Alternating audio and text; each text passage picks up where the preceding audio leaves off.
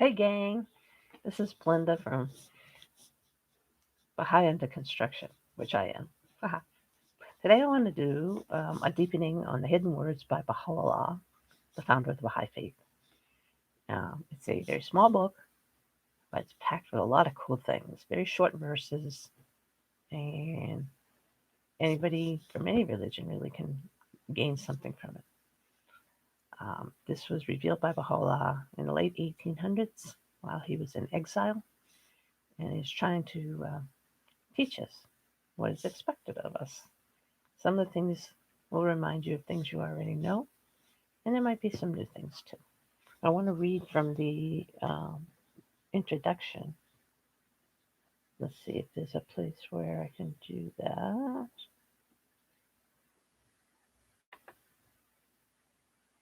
The introduction. This is from the Arabic portion. There's an Arabic half and a Persian half, but this will be read in English. He is the glory of glories. This is that which descended from the realm of glory, uttered by the tongue of power and might, and revealed unto the prophets of old. We have taken the inner essence thereof and clothed it in the garment of brevity, as a token of grace unto the righteous, that they may stand faithful unto the covenant of God, may fulfill in their lives his trust, and in the realm of spirit obtain the gem of divine virtue. So these verses are always have a salutation, a greeting, and you'll hear in every one of them, it'll say something to the effect of, O Son of Spirit, O Son of Justice, O Son of Man. Now, this doesn't necessarily mean it's for all the males. It's not. It's, to remind us that we are children of God, I think. I'm, uh, so I'm going to start with the first verse of the hidden words, which is, I'll read it first. O Son of Spirit, my first counsel is this: possess a pure, kindly, and radiant heart, that thine may be a sovereignty, ancient, imperishable, and everlasting. So, what does that mean to me? My first counsel is advice. Counsel is also like a lawyer, because what God is also talking about is a covenant, a contract, something we do, something He does. So that kind of gives you an idea that, this is kind of serious. Possess a pure, kindly, and radiant heart. How do we do that? Do we have one already? You might. A pure heart has pure motivation. So it's basically, why are you doing something? Why am I doing something? Am I doing something for the sake of God, or my own, ego, or my development, to impress my friends? You can deepen on that as to why you're doing it. Because a lot of times we're reading these and we're praying alone. The conversations between us and God. Kindly heart. Kindness. We're kind to animals. We should also be kind to people and compassionate over, not judging them, unless, of course, a crime is being committed. But even as, we hear about crimes and stuff like that, we have to also remember, where did that come from? We don't know everything. And to be as compassionate as we can while protecting ourselves and our families. A radiant heart. I don't know if you can just turn that on or not, but I think the best uh, example of that is in children. Children, they're radiant if they see you. It's an unconditional love. You see it in people doing things that they really love to do. Artists, singers, musicians are doing what they really love. Acts of service, um, helping people out. It doesn't have to be a big thing, but I think if we remember the kids, and they might have a stick in their hand, they're playing in the sandbox, climbing a tree, looking at a flower, and they just glow. So that gives us an idea of how radiant we should be. And that's kind of hard these days with all kinds of problems in the world and our own problems. I think the radiance is supposed to come from the spirit, not from necessarily the earth. Not that we can't enjoy those things, but remember that we have to leave this place eventually. So you can enjoy in moderation all that God has to give us in this place. But we got to get ready for the next world, which is spiritual. So the spiritual things that make us radiant, love, the love of a child, the love of child, your love for the child, your love for your friends and family. I think it all comes from that. So I think that's my take on that. And to me, this is one of the easier hidden words. The second one that I'm going to talk about is my favorite of all of them. And it's also a favorite of my mom's. This one starts as this is number two of the hidden words. Uh, O Son of Spirit, the best beloved of all things in my sight is justice. Turn not away therefrom if thou desirest me being God, and neglect it not that I may confide in thee, God confiding in you. By its aid thou shalt see with thine own eyes, not through the eyes of others, and shalt know of thine own knowledge, and not through the knowledge of thy neighbor. Ponder this in thy heart, how it behoveth thee to be. Verily, justice is my gift to thee, and the sign of my loving kindness. Set it then before thine eyes. We all want justice in this world, but we got to be careful what we ask for, because justice applies to all of us, and we're all sinners.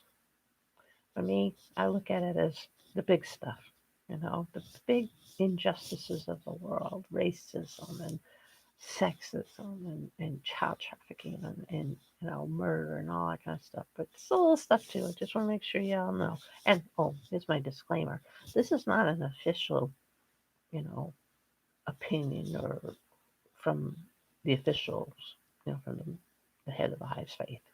This is my own thing, and I invite you to read and deepen and see what you learn from it, because I can't tell you necessarily what it means.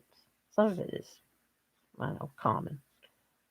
Um, that's one cool thing about the Baha'i faith. We are called upon for independent investigation of truth. So let's just say, I don't know, you like me, or you like somebody who's very knowledgeable in your religion or in anything else. And they may say something that, hey, that thing over there, that's not fair, that's not just. And this is why. And you may take it, you know, as gospel, no pun intended, that I should believe it because this person who's supposedly smarter than me believes that. Uh-uh, don't do that. Take what they give, research yourself, read it yourself. There's a lot of people who say, I'm of a certain religion, but they don't read their own holy book. I mean, I don't think you have to necessarily memorize it. If you do memorize it, you don't memorize it so much in words, you memorize it in deeds. So people can tell from a mile away that, your actions speak for you. That's the important thing. So let's go over this verse. O Son of Spirit. First of all, we are children of God. God, we are spirit in a human body. Get that straight. The best beloved of all things in my sight, in God's sight. That's the most loved justice. So in our lives, I believe that we have to try to be as just as possible. Turn not away therefrom. If you desire me, God, that's what he's speaking of.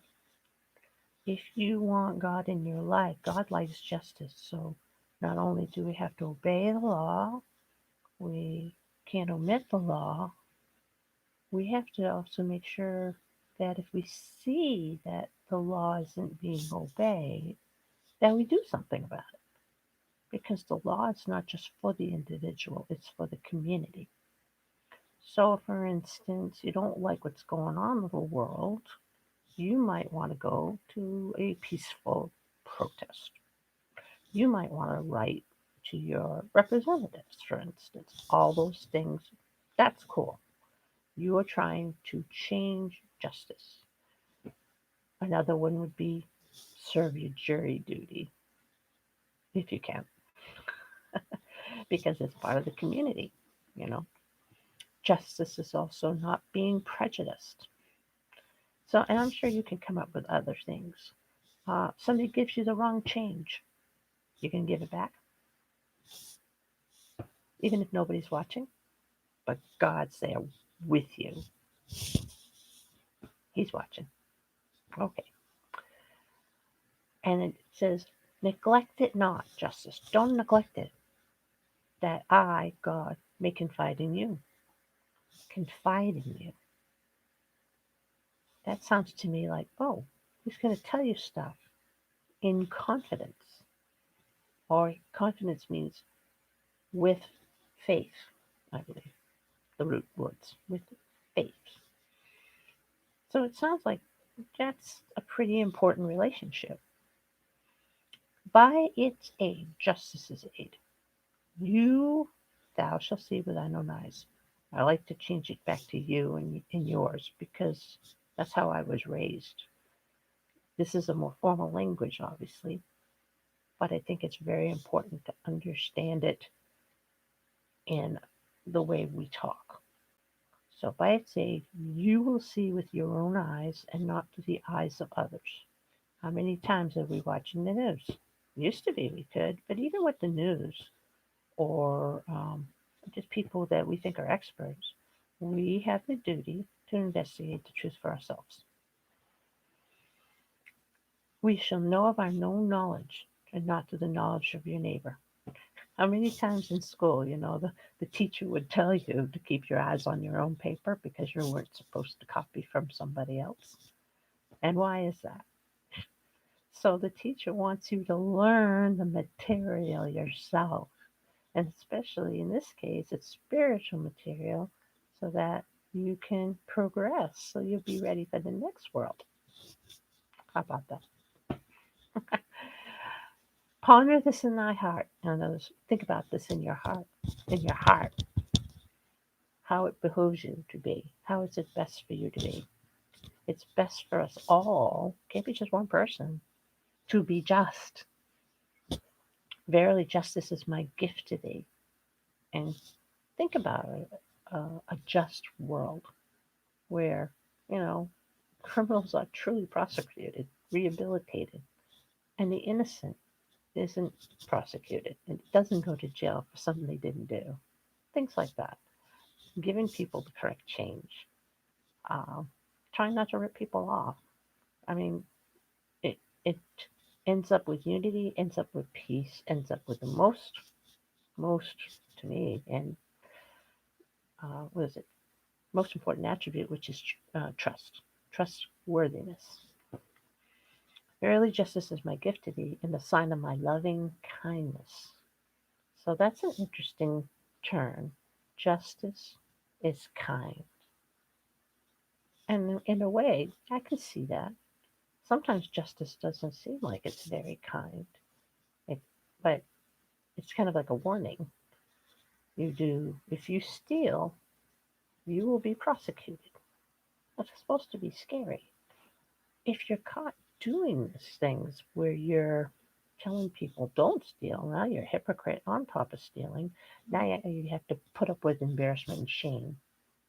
So you can't be very happy if you're ashamed and make people are shaming you for breaking the law and getting caught.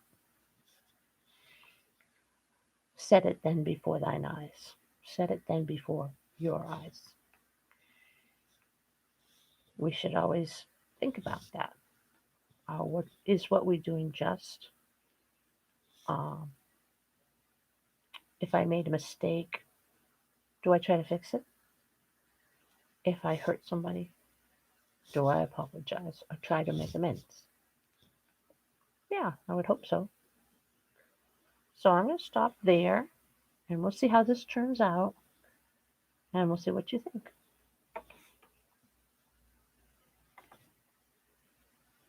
Thank you for listening.